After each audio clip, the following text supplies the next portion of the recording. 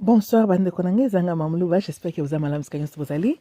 Lelo na kanisa ki to lobelela phénomène no ezali boso na biso zokoya na yebi ke ba Kristo ba koti déjà mode panique hein. Balobi ke oh yezo zokoya, c'est la fin du monde.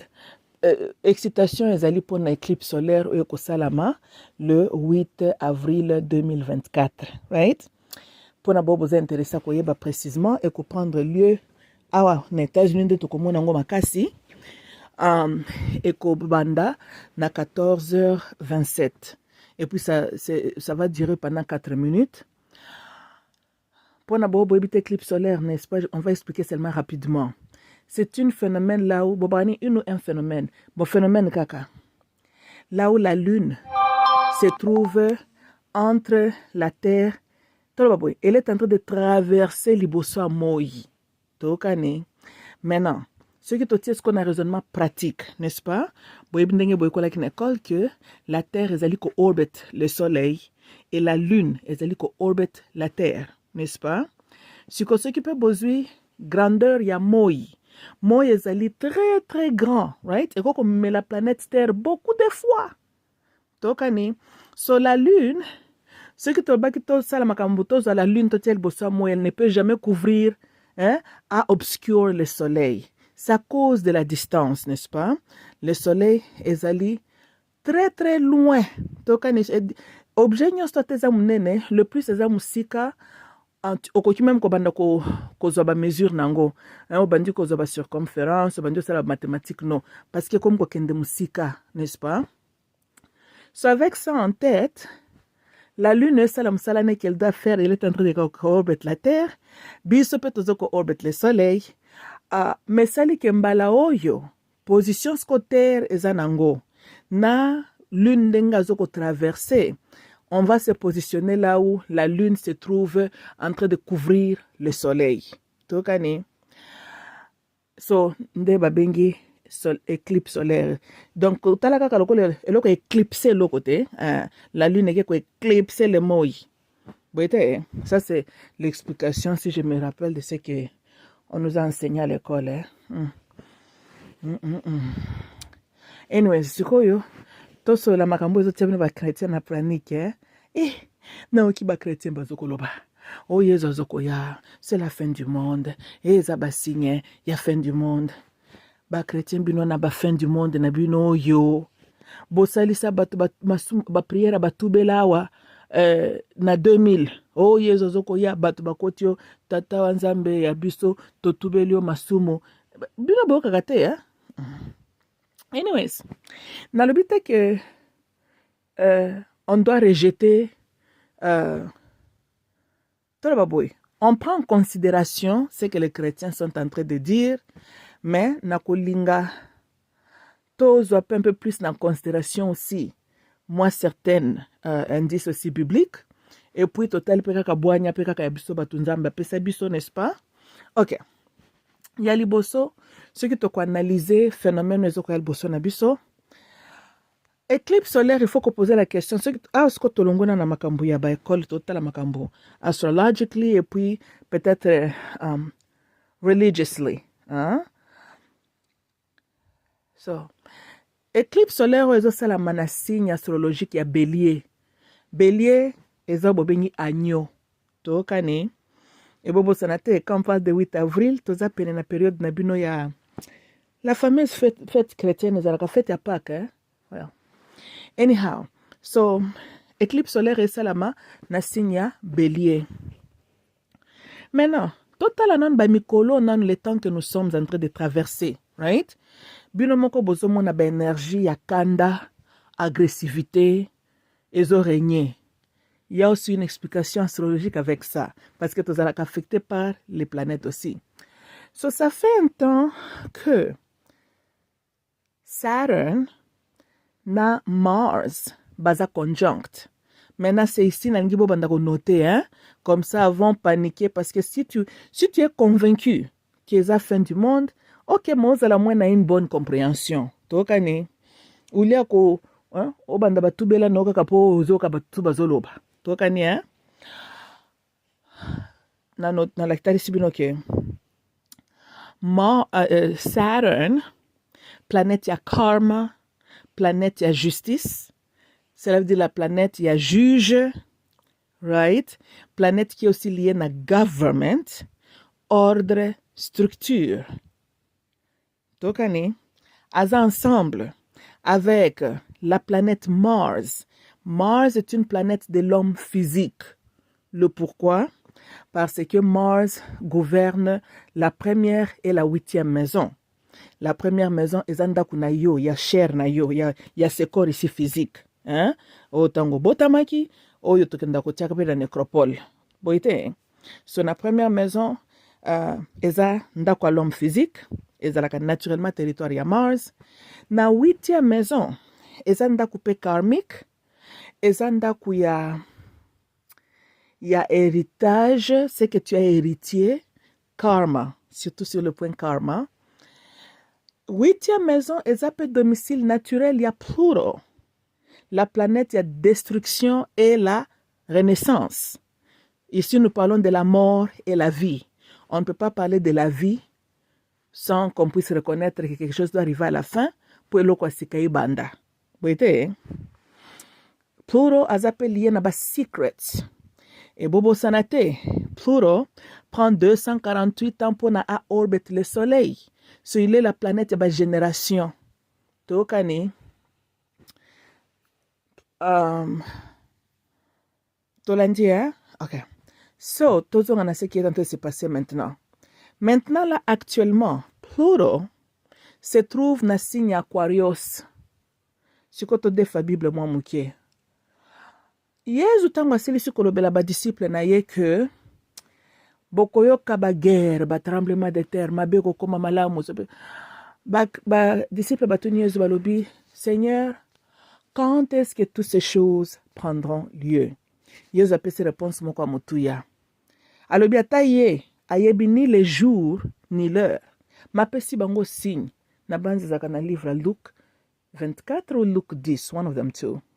Alors, quand vous verrez l'homme avec le seau qui contient de l'eau entrer dans la ville, beaucoup que la saison est bandit. Ici, il parlait de quelle saison?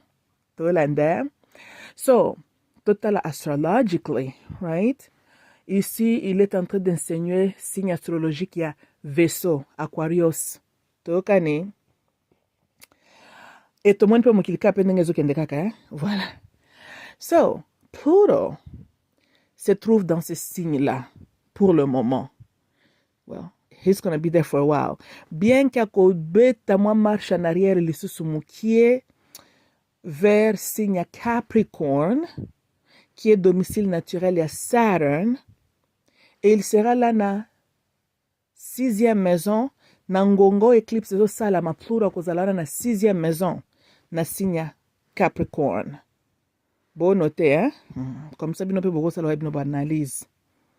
So, maintenant, tu as Mars, qui est impulsivité. Toute émotion liée à la chair, n'est-ce pas? Kanda, passion, agressivité, bitumba, impatience, right? Ça, c'est lié avec Mars.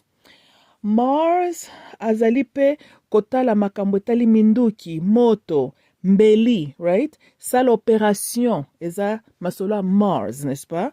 Pour docteur à travers naba mbeli, right? Maintenant, total la relation à la planète.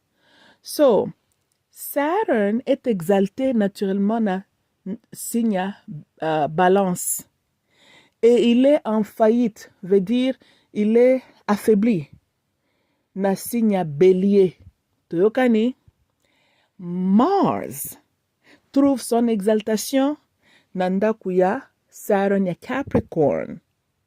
Et Mars est en chute na signe Cancer, n'est-ce pas? Mars avec Saturn basa loko la relation à papa na mwana parce que Saturn règne sur 3e âge, le vieux homme, la sagesse, il est patient. Tobenge le seigneur de temps et de circonstances. Tango kendaka msala ozoko panche na système tobenga ka chronos. Chronology, right? Tu es en train de garder record ya batono tango salaki, n'est-ce pas? Et puis le samedi, Saturday, les jours il y a Saturn personnel, accumuler, additionner toutes tes heures que tu as travaillé, parce que c'est le dernier jour il y a semaine normalement, et puis la semaine prochaine, n'est-ce pas? Ok. So vous mon importance c'est Saturn. So maintenant que tu établis Saturn, il règne sur le temps, il est karma, il est patience, il est sagesse, il est la justice. Bobo sanangonya stouanate. Maintenant, tu sangisi ensemble avec Mars. Les deux là, they don't mesh very well. Mars est comme le fils là qui est immature et qui énerve aussi son papa. Yango bomoni ndakwa exaltation à Saturn, eza ndakwa maturité na Capricorne. Et Saturn est en chute nandakuya Bélier. Tokani. Quelles sont maintenant les émotions que ces deux planètes-là, ceux qui bakutani bazo créer? Frustration, kanda. On peut voir un argument tourner comme un même fétal. Parce que ici il y a maintenant le sentiment de frustration. On a deux forces vraiment opposées, deux énergies qui sont vraiment. Mars c'est le feu, right? Saturn azoloba, hey, nyata frère, exerce ta tête. Mars alobi, non, je vais aller me battre maintenant là. I gotta do this right now. Tolanda, so frustration zali. Boite. J'en profite pour n'appeler ça un conseil sur le plan aussi personnel. Hein. Soko nizoli nga usona na batu mikolo yo. Tika na yo kaka. Arme koko za l'introduire awa. Oka mwende ngini yoko se retrouver na présence ya Yesu. Baninga bazozela le 8 avril. Yo okendo koleka okoma liboso kuna Yesu avant baninga te. Boite. Parce que nde énergie za na mokili. Ce qui botal même sur le plan diplomatique ou bien politique, sur le plan global. Bozomo na ba tension avec les nations, n'est-ce pas?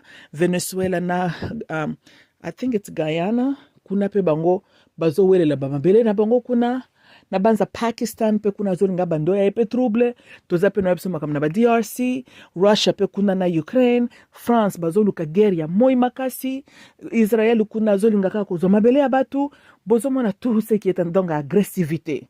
Tozolanda Macron nza penza lokola Mars ya sola mwana mbala nazo luka guerre ya vis-à-vis na Afrique ba benganie tozolanda bozo mona l'énergie qui est là tolandi hein et vous remarquez cette agressivité là et manque il y a diplomatie et ça la niveau nini avec les gouvernements. Saturn règne sur le gouvernement. Quand on parle de gouvernement ça domaine à Saturn. Ce qui te tient à Mars, et ça énergie bitumba en fait. Tokani hein? Ça c'est ça parce que c'est ça l'énergie qu'on travaille avec. Tokani et bozo mon ango même ezali ko display na niveau même ya ba gouvernement. Tolandi hein? Mais yo pe mutozo ko kanga yebela soki la question importante, il faut que tout na Mars na Saturn basent ensemble dans quel signe? Basent ensemble na signe à Pisces. Tolanda, poisson. Notez ça aussi, c'est très important. So Mars na Saturn basent ensemble na signe à Pisces. Vous vous souvenez, il n'y a pas longtemps, ok, avant la l'aube. Total à Pisces. Pisces est lié avec l'église. Tokane, Pisces est un signe lié avec l'église même. Tu vois, hein? Parce que 9e maison, c'est quoi spiritualité. Quand on parle de l'église, c'est Amasola Pisces. Yango mon église ne nous a produit que deux genres de prophètes. Le vrai prophète et le faux prophète. Quand de mon signe Pisces, il y a deux poissons. Mon kozo mata, mon kozo kita. Et zanda il y a illusion, il y a déception aussi. C'est vrai. Et zanda il y a divinité, right? Eza ndaku ya séparation de notre realm physique et realm divin. Tolandi hein? L'eau eza élément qui règne na signe Pisces. Yango bomonaka Yesu na bino azaka représenté aussi par les poissons et puis azaki ko bima na ba mai. Bozo comprendre nga voilà. Même ça kabino na mama Bible na zaka nango ba masolo astrologique mais tolo bakaka. And mai et représente la distance. Tolanda, voilà. Ah, tolo ba makambi ya mai ya balak na ba rivière te.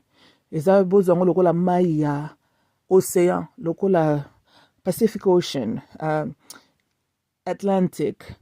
Le firmament d'en haut, eza mai, right? So, wana tu eza masolo ya Pisces, qui est 12e maison, et puis Pisces eza pe domaine ya subconscience na biso. Toyokani, ici nde tanto muna makambu ya ba église, religion, eza makambu ya Pisces. Tolandi, yango moun ba pasteur bakendo diverger bino, ba séduire bino na lokuta. Maintenant que j'ai expliqué tout ça là, maintenant que vous comprenez ce que représente Pluto, Aquarius, Bélier. Bélier est un signe, bien que le Bélier, mais ça signe le corps physique. Tu l'as dit, hein? Maintenant, tu tiens ma communion stoyo ensemble. Vous voyez? So, déjà sur le plan global, voici ce qui est en train de se passer. Et ce coup, tu sais qu'il y a même guerre, pensa makase koko bima même, right? Parce que l'énergie à Mars, na Saturn, même sur le plan détail, yonan de kono beaucoup beta na tabambeli loko ali seki. Tolanda, yango na baki soki ba kande mati tika, tu n'as pas qu'à gagner l'argument, hein? Bako se séparer à partir le 22 avril. Tokani, dans ce qu'on a rancunier ou qu'on tika le kambute, zwa kasikanda na yo na ba raison na yo bomba ngwata na tiroir, ou kwa ozongelango net ne bandela me. Ne bandela me fungoli tiroir no wana bakanda, alozongel kuswani sande kono. Mikolo onde keba. Yo yaki kakolo baloba verbal, bisika bako okendo lamukela na présence a Yesu.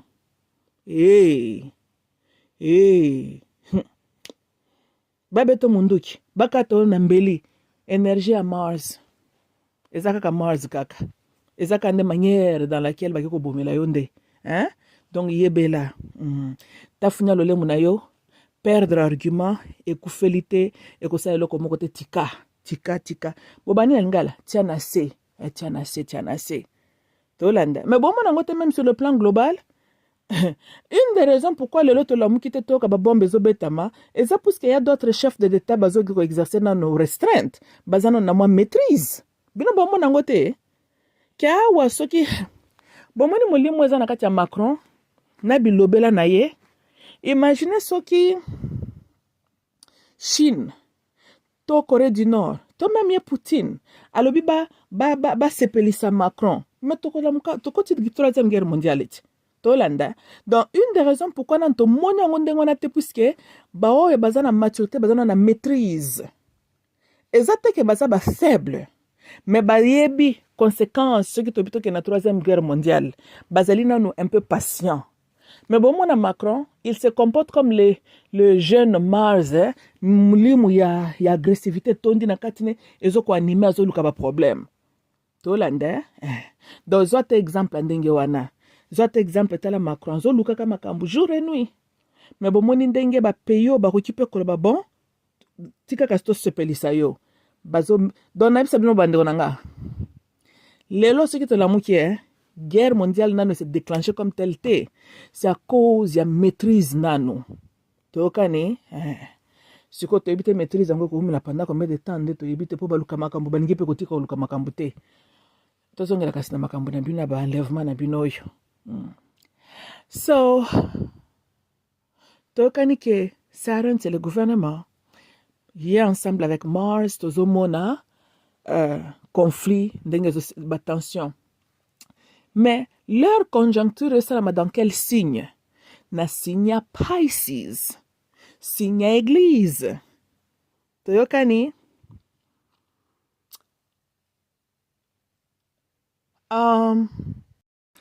Now, le 8 avril 2024, Nangonga éclipse, Saturn, Mars, Venus, Neptune.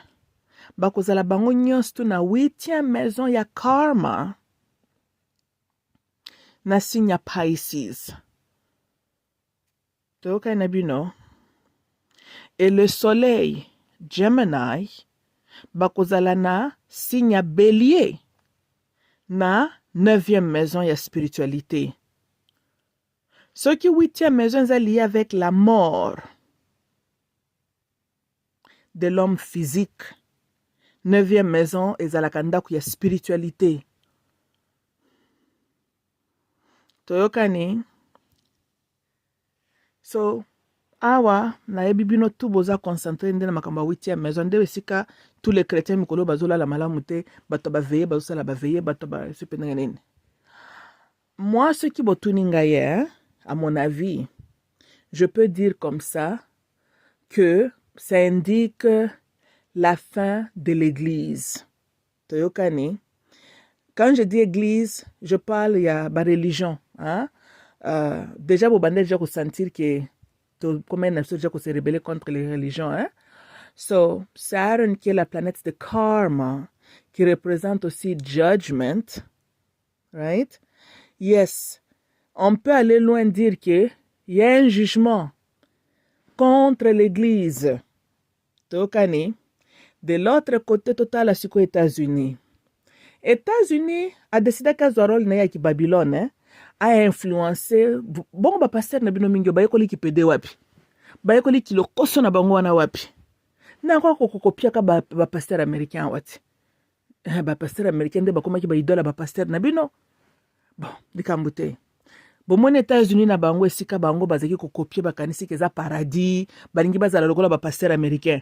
Jugement ngo kasipo éclipse ngo do sala mela wapi. Donc toi baboué, il y a un jugement contre l'église, hein. Il y a aussi éclipse et zo sala mela sur les États-Unis. Tokani. So na mukuse États-Unis bandaki o liberté ce qui peut il y a ba église, hein. La séparation de l'État et l'église. Boete wana zeka lokuta. Bino moko bomoni avec le temps be ko lekse bizaleli. Babandaki o in God we trust. To bandaki bien na Nzambe. To tie Nzambe na bamone na biso. To tiaka Nzambe na makambo na biso nyonso. Qu'est-ce que les États-Unis a fait? Erreur yo bakoko na biso pe ba africain basalaka. O esalaki ke Nzambe bakoko na biso a rejeté bango. Bango pe basalaka nini? Bakoko na biso baboya ke bango Nzambe, bake kondima Nzambe o ya bakananaïte. Boete c'était aussi le commencement de la chute des peuples africains, n'est-ce pas? Yango moni bakoko na bino babengaka bino Alkebulan, le jardin d'Éden. Bino boye kotika ba romain na ba grec, balongola kombo na babenga bino africain. Et pas na ba grec africain, elakisi Afrique, elakisi endroit obscur, endroit ya pasi, ka loko l'énergie bozalaka nango. Mais Dieu avait permis, parce que c'était ça la volonté de votre cœur. Boboya qui est po mabanzo na bino nyonso eza na territoire wana kananeito wana ya ba désert wana o ya bino Alkebulan, jardin d'Éden. Le Seigneur Dieu avait créé le jardin d'Éden, le jardin à l'est, et là tiaki bloko nyonso, et il a créé Adam et Eva. Boite Afrique, le Seigneur Dieu a tout placé là. Ézéchiel 28, Azoloba na Lucifer, tu étais le plus beau de tous les chérubim. Tu étais couronné, tu étais trouvé dans le jardin d'Éden, jardin de Dieu. J'étais couronné de toutes pierres précieuses. Quel est le continent qui contient toutes pierres précieuses dont l'homme peut avoir? Continent d'Afrique. Mais bino bolali bolamuki, bolobi, oh mundela salel bino recherche à l'exibino jardin d'Éden na nani na Moyen-Orient. Il y a la biso preuve oke kolokota ba morso baki bakudi moko boye ezaki na bazelo. Ah, oh preuve yangoyo Garden of Eden ezalaki awa po mundela lobi. Ah, nga kanisaki kutata ba chrétien bakoya kolobaki batan. Soki Afrique benga maka Alkebulan, le Garden of Eden. Donc direction Afrique ezalaki web selon la Bible. À l'est, globe terrestre yo mundela pesa biso. Auta nango wapi? Qu'est-ce que cela veut dire? Ngana kanisa kutu chrétien moko mayela ko yana mutuna ndengo na to. Chrétien fungoli mnokone pona ko yebisanga yike ba moni preuve Garden of Eden ezalaka kuna na Moyen-Orient. Ah. Boyebi kaka dona ngina loba bo moni kandenge kaya ba chrétien zaka ka grave. Hein? Ndenge pesko États-Unis pe komaki ndenge wana. Omoni États-Unis est un peu différent na bakoko na biso. États-Unis était devenu arrogant. Tolanda, elle a pris les esclaves, salima beming na mokili ko banda ba guerre, toko koma trop arrogant, à tel point que États-Unis komi benga super power. Na tele manana likambu ya arrogance.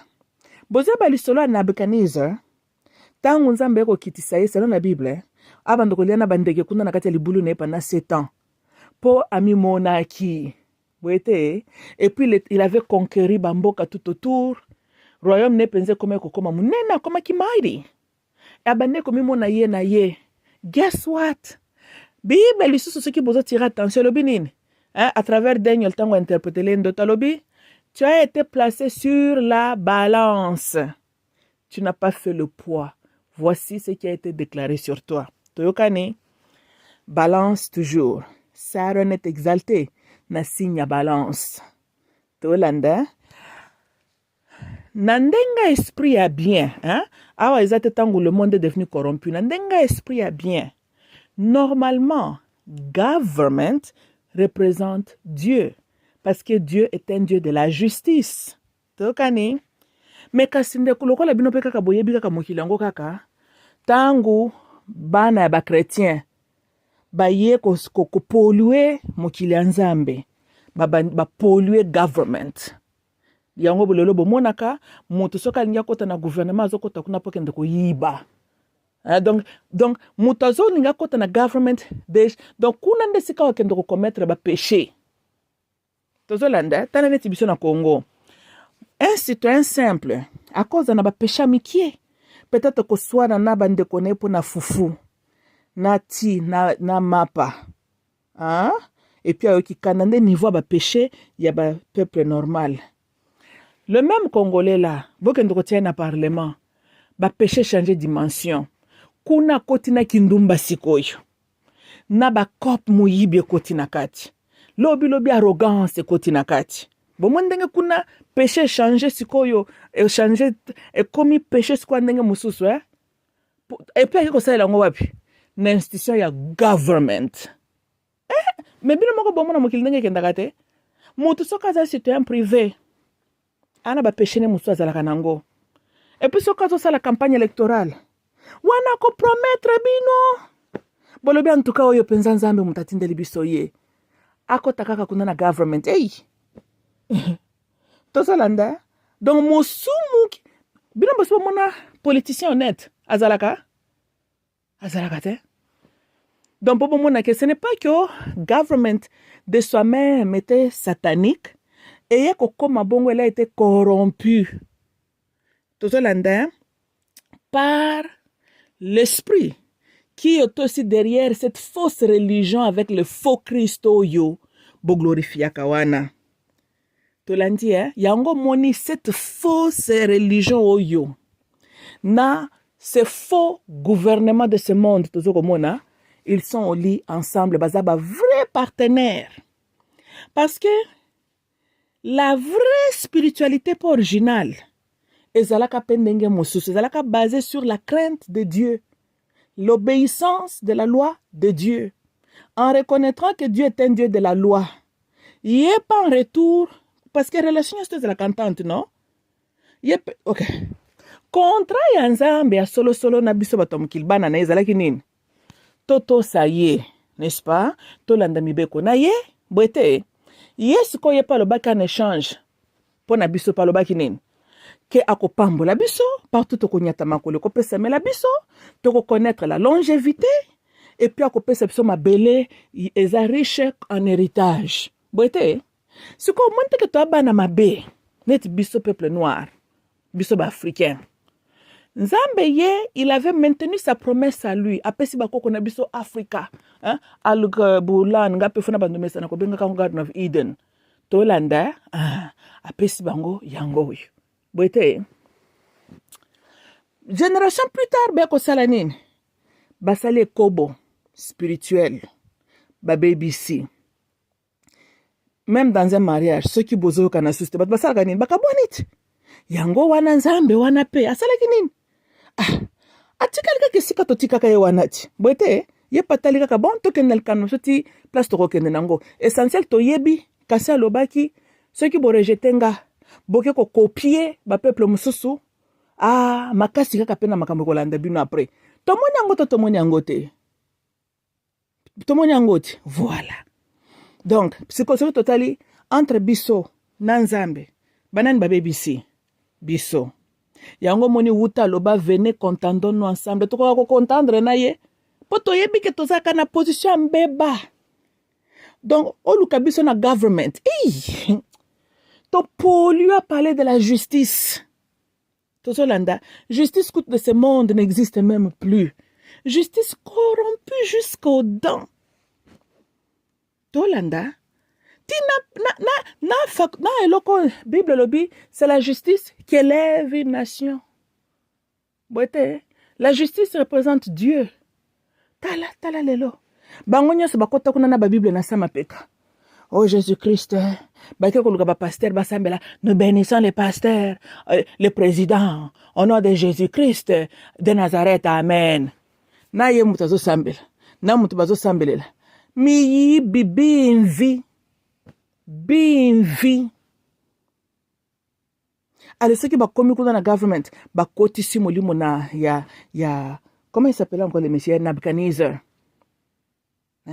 mutu akoma kaka président na gouvernement de ce monde aujourd'hui c'est dans les pays africains alobi akokufela na ebonga wana bokritike ye lisusu te boloba te ya kasi yango na bakomaka badictateur facilement pour l'arrogance eza na kati na bango de bozomona ke mutu moyindo lelo surtout les africains po bakota lola faut pas basala politique po politique nde ezokende kopesa bango même sort Nebuchadnezzar avait connu kaka politique yango arrogance kaka na arrogance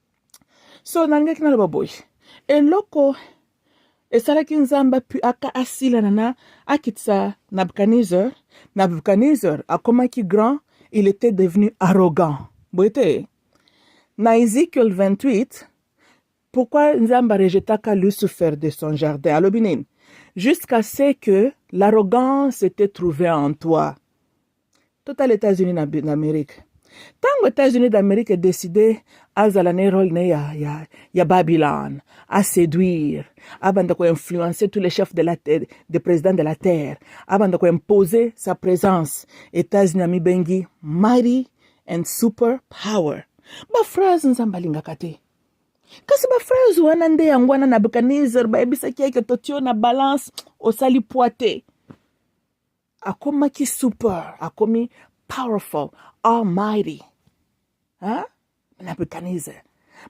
bande onanga boko esamaka pe na bapiège wana te ata nzambe apamboli okomi na yango ebele tala salelo no kaka ancien testament na ndenga bien Joshua alobaki bobosana te esika nzambe autaka na bino toyokani omoni soko ozoyeba kaka bapaso ezalaki nango hier tout ce que Dieu avait fait pour toi regarder humilité oui soko meki obosana hier na yo obandi otala kaka bozwi na ye lolo nde place okebi te molimo wana Nebuchadnezzar ekende okotela yo okomi mpe lokola américain okomi mpe lokola bapoliticien okomi arrogant okomi ngai naza super power naza almighty baphrase wana ebimaka na munoko na yo te tokani wana ezaka conseil mpe lisusu na ndenge kibundeko tolanda ata ozwi 1 million yo lobaka Seigneur Dieu merci de m'avoir béni avec cet argent akanisela pe bo baza nango te po hier yo pozalaki nango te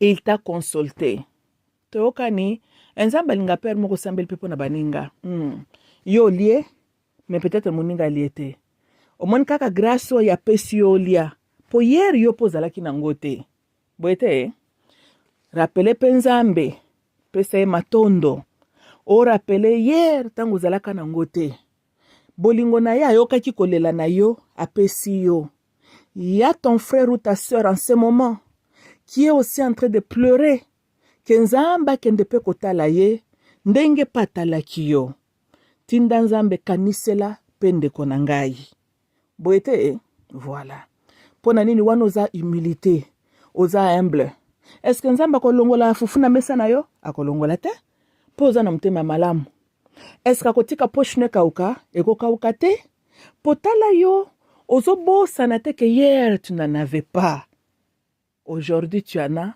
par la grâce de Dieu boyete maintenant yo pozo sambela a consulter pe ndeko na yo bolingo nyonso yango wana ti kimo Kristo bino bolukaka kimo Kristo nyonso yango wana eza ba cérémonie te blablabla ashandala bashandala acha bacha bacha tokenda ke église pasteur akozo koteya so koganga na ba micro te pasteur ye moko kuta bosani ke hier atambolaki peut-être na mapapa soki andenge nini lelo pasteur atie cheche na makolo pasteur akomi arrogant hier quand il n'avait rien il vous a prêché en lingala lelo tango akomi pe mutu liboso ya bato pasteur ake kolukela bino interprète ya français na ya anglais pasteur ake koluka bagarde de corps babatela ye pasteur akomi fosala rendez-vous po mona ye pasteur akomi kotrie banani ya kosambelela. Voici l'arrogance yango bomoni église telle que vous le connaissez là ezalaka ya nzambe te a rejeta masolo wana kala puisque bandeko nanga je vous mets en défait bomoni bato liboso kutu bakota lufelo eza bapasteur na bino tolanda quand le bon Dieu regarde l'église bon toloba makambo toloba so tolobaki ni Saturn Mars bango mikolo bazosala basali mwa inyonte Venus Neptune bakozala na 8e maison na signe ya Pisces le 8 mukolo éclipse ezokosalama totala livre Apocalypse so nzamba toloba atali parmi ces 7 églises 6 nyonso bazalaki corrompu kaka moko nde bazalaki kosambela na vérité tozolanda 6 églises sur 7 bazalaki na bosolo te tanga na critikaka ba église avec vous là avec vos histoires là mamumuluba bamisusu balabana ngo ngande antichrist mais alors nazaka antichrist malheureuse nazosala effete tala musala antichrist asali a convaincre bino bokende koprede baserment a convaincre bino bokoma ba million mpo bokoma ba arrogant nga naza na ba million nakendaka mpe mosala lokola bato nyonso ti to naza antichrist mabe ou bien nalie kindoki ya biso ya Congo mpo kindoki ya Congo ezalaka bongo moto azalaka aza pauvre mazalaka ndoki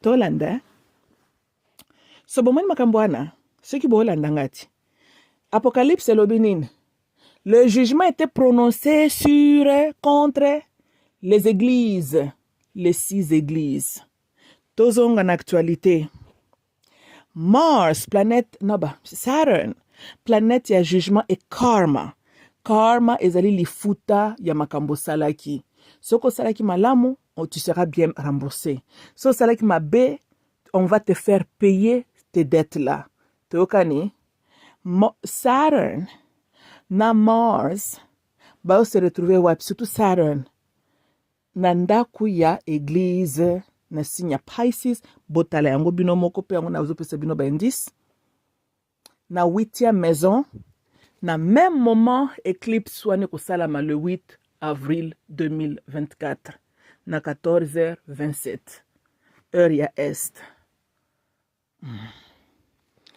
bao baza na mato ya koyoka bayoki baoyo penza mbasi akaba na esprit ya perdiction botinga mapeka kawana ata Bible lobaki que celui qui a son cœur endurci continue à endurcir son cœur boite voilà ngana yote ya binote na expliquer kaka ba événement zo salam boite soki asolo za esprit ya nzambe na kati na yo okozala comprendre makambo nazoloba okufungula misu okozala na état de prière concentré et tu vas bien remarquer tu vas bien observer les signes et faire des analyses et puis nzamba révéler yo toyokani soki pe lokola la plupart de vous bozande ba religieux bato oyo église oyo alukuta oyo le faux prophète ayaki po induire na nzela libongi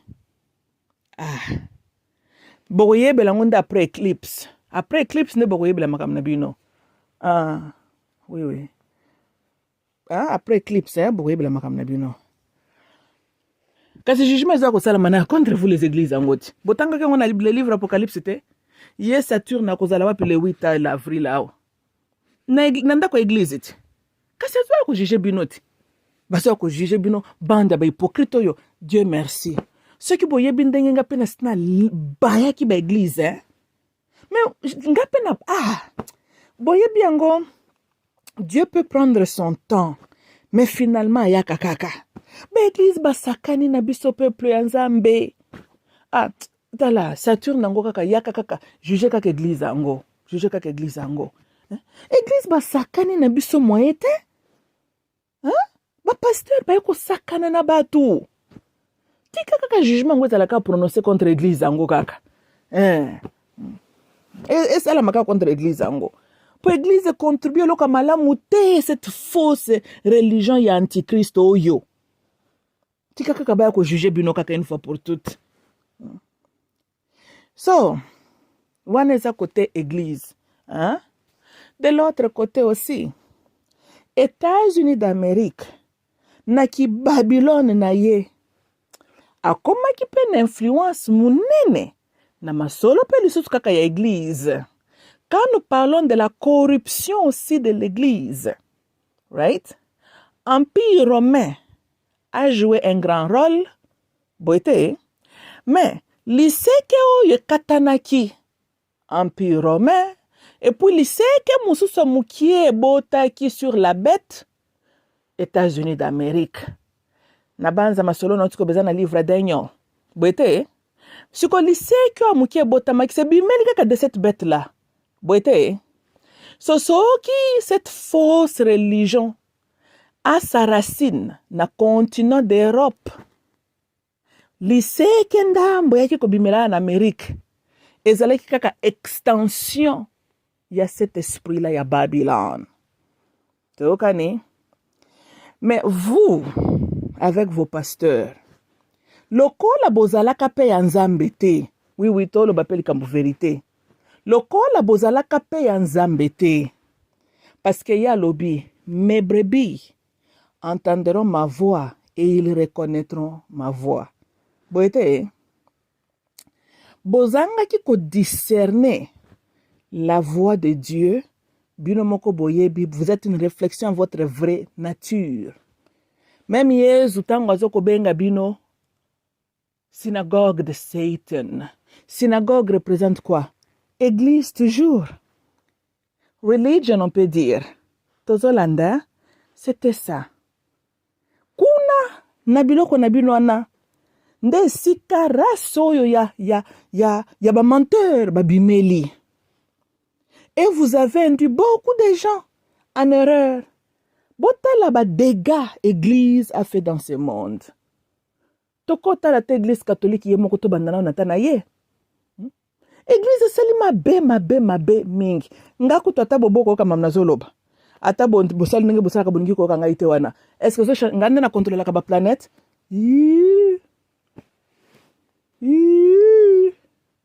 Baza ko juger bino basila na bino ata nganda naza curieux siko ko ba après ba eclipse maintenant ngina tala eta ba église ngo siko kozala ndenge nini. And I'm happy po bosubo baisa ki bato sur la terre makamabe pasteur yemoko esprit mabe bandimi milimu mabe bino tu boaki ko bata mabolati baso ba poso meme. Oh, tozabana na église the false prophet. Kosa peuple. Le jour de jugement ekoya, c'est que tu seras exposé. Tolanda, ça règne sur le temps, un judgment. Tant y a église à la juger ekoki. Finally. Bokansa kinda nanda na ba discours nanga zeki pona na te ya bino makama mawa. Te na kinda ochola bino. Na kinda ochola bino ke milaki bino mekoki. Ke bokosi kosi l'humanité pendant millénium mobimba na bino ya jugement ekoki. Nga na ki berse matoi na bino ta. Naki ndeko rappeler bino que tayabi ya chute ya église ekoki. Oui. Nazozala honnête na bino nga nakosa bino te. C'était vrai, c'est vraiment vrai. Naki ndo chola bino, naki sympathize na bino te. Nga naki ndeko participer na COP na bino wana. Non. Si comme les États-Unis ont une double infraction, n'est-ce pas? En tant qu'une nation qui avait commencé sous prétexte d'obéir Nzambe kolande la justice, sous prétexte que non, l'église est indépendante, de comment on a la corruption au sein des gouvernements avec les églises. Binope lokola boza mitema kwa envier. Vous avez voulu copier comme modèle les églises américaines. Bobo sanaki ke États-Unis eza petit fille ya mère na biso Babylone. Tolanda mère Babylone na utaka na Europe. Siko abotaki. Siko liseke wanati. Siko mwana wana abotaki États-Unis d'Amérique. Boete nde exemple bino église bokendaki kolanda. Yango bino pe bo reconnaître même sort oyo pe ezali inévitable pour les États-Unis d'Amérique. Donc bino bozala kwa na angle ya religion, États-Unis za na angle ya religion na gouvernement. Tolanda. Mais bozala kwa les 6 églises là qui étaient condamnées nde bozali. Sikoyo côté gouvernement américain, bon bobandotia tembe, Eclipse ezokaka ko confirmer lisusu kaka qu'en tout cas tant États-Unis comme superpower ayé à la fin. Na le bité ko to la to la mito mon États-Unis comme le pays tiers monde, non. Mais na tout na bino boy. Est-ce que na Grèce baza ko vivre condition to zana na Kinshasa? Non, ils vivent mieux, n'est-ce pas? Mais est-ce que baza su superpower bazalaka? Nope. Nani tozoka na binoti. Donc, c'est la même chose avec les États-Unis. Et qu'on perdre position as a superpower, et qu'on perdre son influence, son habileté d'influencer le monde, bien sûr, l'économie a peu causala. Donc, tout ça là, et là, comme sous tobo sanate, bozo mona cette guerre n'engezokende, donc, il y a une guerre entre Tolobaboy.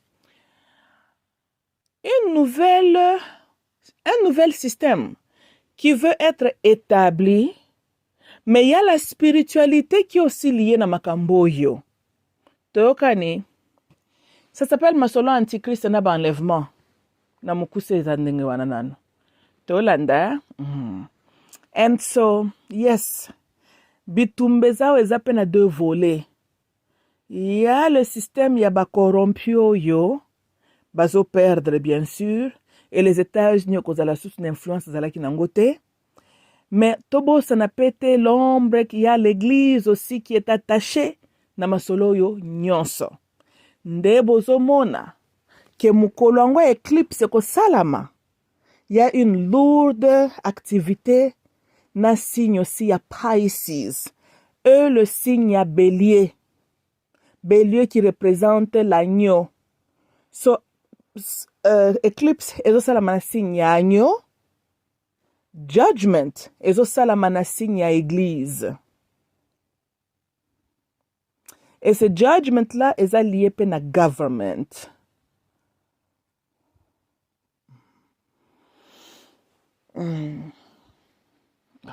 Comme j'ai dit, ceux qui osent réellement un esprit et discernement na kati na yo, que le bon Dieu te bénisse. So cause no peka religieux, I don't know what to tell you. Ezaka entre parenthèses à côté. Même ça kabino chaque fois que la Bible ezalaka, il y a beaucoup de signes dans la Bible, n'est-ce pas? Bon remarquez que na Bible koza na 3 chiffres na banze se répétaka toujours. No, well, 7 ne se répète pas comme tel, hein. Totika 7 parce que ça chiffre lié à Nzambe, le créateur, hein? Le juge, n'est-ce pas? By the way, Saturn est exalté dans la 7e maison dans le signe à balance. Anyhow,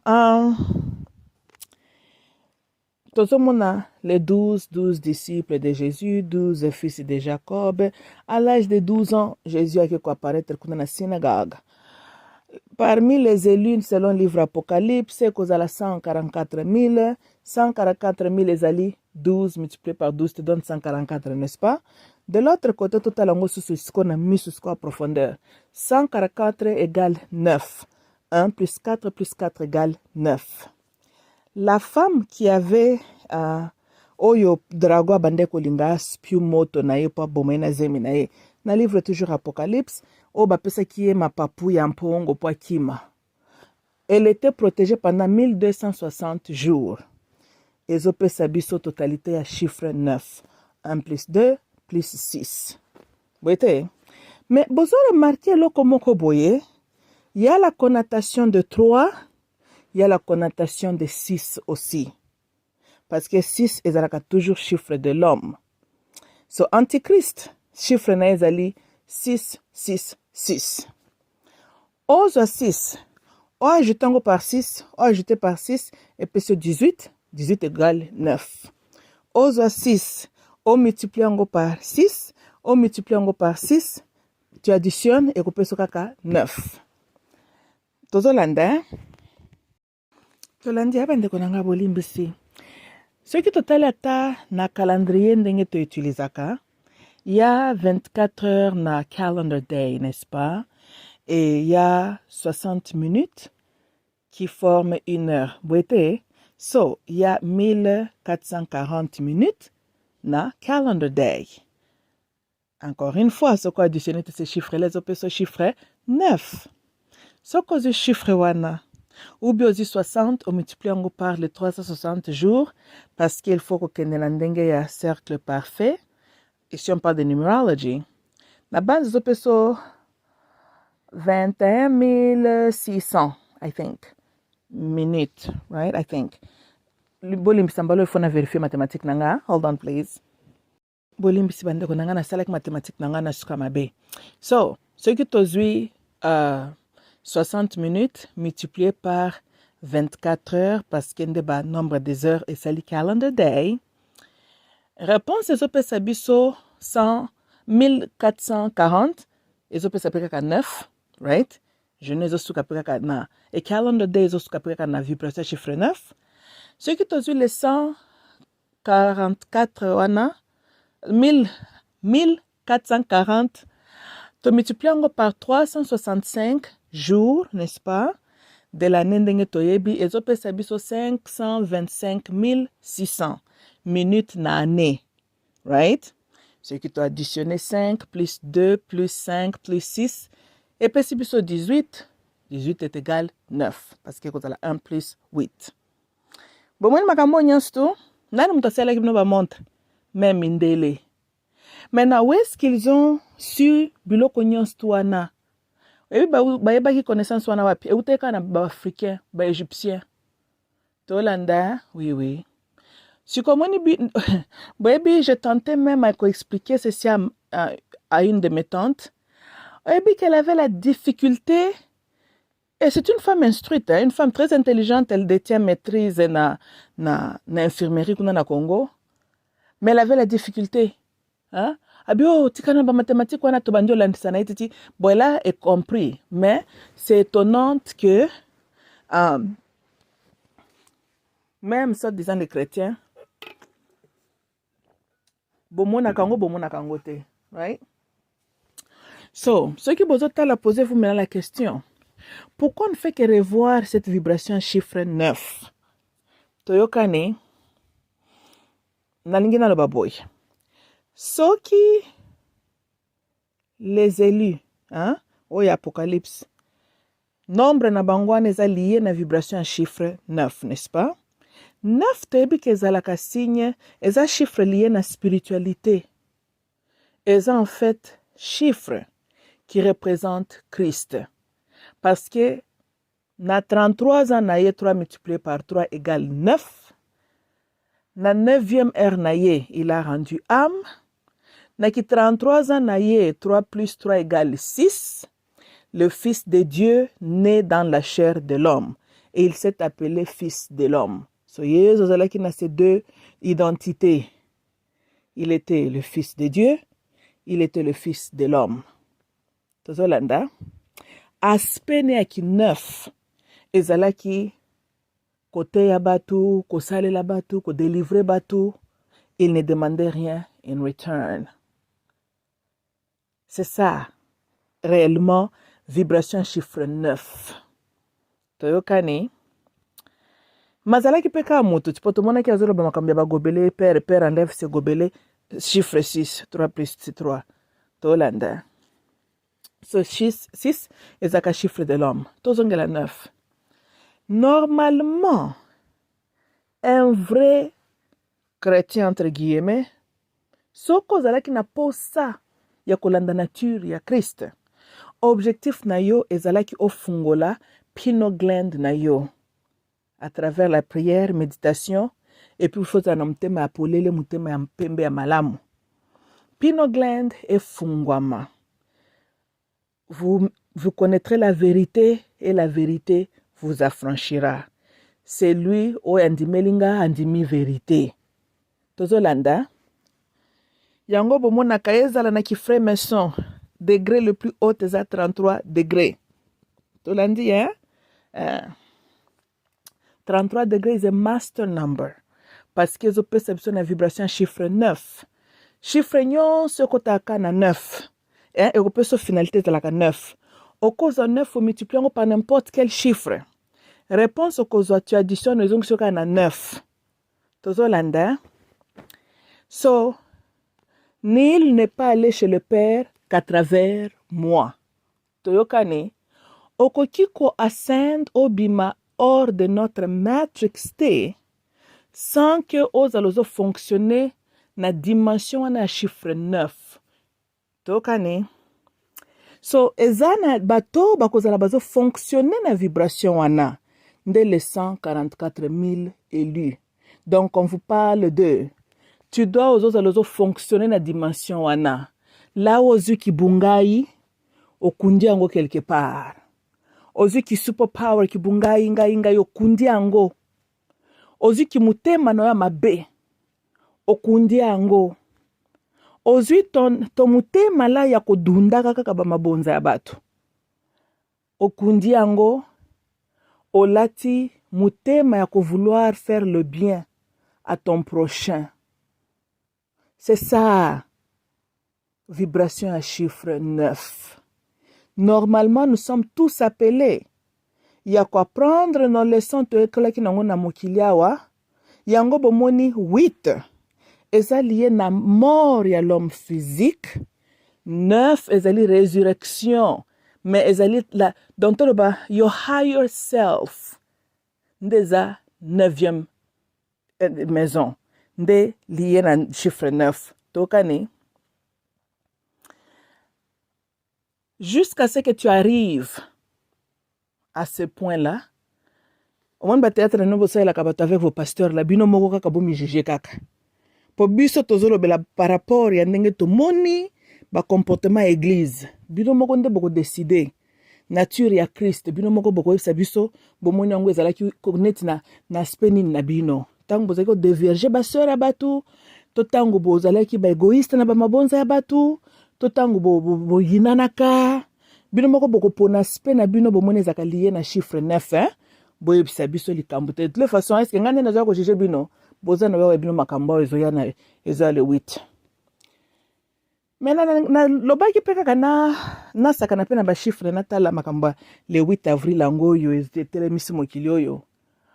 So ça qui n'a ajouté 4 plus 8 et pesanga 12 plus 2024 na banza 2024 yango moko pe listo ezali ko pesa ngai 8, right? 2 plus 4, 0 toko kipango te, n'est-ce pas? Parce que tout ça la addition, n'est-ce pas? Okay. So 8 plus les 12 et puis c'est 20, n'est-ce pas? So to séparer nan to 20 t. To séparer les deux chiffres. Tokoki ko ignorer tes vibrations ya chiffre 8. To landa bomoni bomona ta bato yo bayaki kokosa kosa bino yo. Bayebi bloko tu me balingaki nde bino boye baba vérité ndete. To landi ya. So toti ko bake 8 eza lié na liwa na karma. Yango bomoni ngai mamulu ba juste d'enseigner que non, le 8 avril mokili était limité. However, il y aura le jugement qui sera prononcé. Tokani engai kana mwandambu na ngai ndenge nazoko comprendre. On va juger les églises et on juge aussi notre grande Babylone États-Unis d'Amérique. Et énergie à Kufa. Il y a ces deux groupes-là, ndeza énergie de tambola na éclipse solaire ezo sala melabiso na ndaku ya bélier l'agneau. Tolanda. Na banza surtout simplifier même langage. Même la Bible on que le Fils de Dieu babengepe le prince, celui qui viendra rendre la vraie justice et yenda koya ko juger église. Tolanda. So ezape coïncidence te bozomona Mars qui gouverne le signe à bélier aza ensemble na Saturne. Bien que cette énergie-là, on peut aussi interpréter ça comme Armageddon, right? Mais either way, attends totalement comme en anglais qui est Armageddon, après Armageddon, ezanin. Jugement, c'est ça qui prononcé. So, makamba jugement na Armageddon, on ne peut pas vraiment trop les séparer. Hein? Po na baoyo bobikaki. Vous n'étiez pas tombé na piège à l'église et le système établi de ce monde. Encore une fois, que le bon Dieu vous bénisse. Naebi que votre voix est comme ma voix et minorité. Pour ma bé comme la kibiso normal. Béni par l'église elle-même. Pour bon scandale. Hein? Restez fidèles, continuez à s'embêler, continuez à cultiver le discernement. Soyez prudents. Pour voyez le malin, ça peut ruiser. Mais non, parce que oui, l'église, baba tout ça, baza très capable. Ya kolinga ba changer kazaka na bango, pour baya lisus ko tromper lisus humanité. Bango, oui, église baza capable ko baluka ba condamner pe église, quand ba politicien basala kati. Bango pe ko mona kaka groupe moko pa ba pasteur ba ko condamner pe ba pasteur mususu, mais en fait en réalité baza kaka même esprit là. So yango na sengi discernement. Tokani. Parce que na banza en même temps que Bible na et le Satan sera encore libéré. Tolandi hein? Donc ça dans un autre mot akozonge la lisusu formule. Tokani. Engana zolo ba ke batu basi ba lakisi bino leur nature. Que area deception ezali leur méthode préférée. Ya ko séduire mitema na bino, ko induire bino na erreur. Bakosala lokola bayoki soni. Bakosala lokola Tolanda pour un temps. Bakolala molo pour un temps. Toyokani. Et après, bako regroupe les soso. Bako changer kaka elamba. Mais bako ya lisusu pour pas décevoir lisusu boke bitena ndambo oyo botikala ki abozo comprendre makambo yango na beti c'était que nous pouvons analyser le signe comme nous voulons. C'est bien nzambe mutatindi biso to sala ngo pote bako reconnaître la saison, mais ali ko exclure la prière te. Seule manière okoko bika na ba déception batuana. Il faut un esprit à discernement et discerning spirit. Tolanda, sans yango, tu vas te retrouver comme ces chrétiens d'aujourd'hui là. Au moins quand bango pe bazwa bango, oui, bango ko na même formule. Tolandi hein? Et on punit toujours sévèrement c'est lui qui connaissait mieux, mais a décidé à que la voix l'okuta. Vaut mieux écouter un ignorant. Tokani, hein? Nazolo baboy. Ba chrétien kuto alelo. Il y en aura ba obtenir toujours même la grâce. Pour réellement, baza ba ignorant. Ba kana ba maïle pété par nature. Mais yo mutu, ndenge tozoloba, aussi o comprena ki bango. Faites attention que tangu la bête a changé kazaka na eli susu. Amibimisi lokola prince de la lumière, le sauveur. Akoya li susu na formule wana luka li susu a établir trône na ye sous prétexte que yenda yeli biso bonheur awa. Keba yebela. Tolanda. Et bien sûr akobimila na Europe. Masolo yake ndenge wana ti. Tango États-Unis to perdre ki bokonzi awa. E ozonga na Europe ti. Bokeba pe na mutoyo tout le peuple de la terre bakokumisa comme héros. Tolandi, hein? Yepa kwa pe collection yepe manzaka après 7 ans. Tokani? À bon entendeur, salut. Boite? Bamboti kanga ina lukanala la ilère est avancée. Muto betinga na ila kabino mate yawa. Hein? Et puis boa osuko finganga bana mabe. Ok, je vous aime, je vous aime. Je le fais gratuit parce que ce qui nous a pambolo na tu partages avec les autres. Voilà. Ce que tu mutu moko na koko interpeller aux yeux ta attention et peut-être aux une distraction. C'est déjà un bon travail. Ok? I love you all. Bye bye.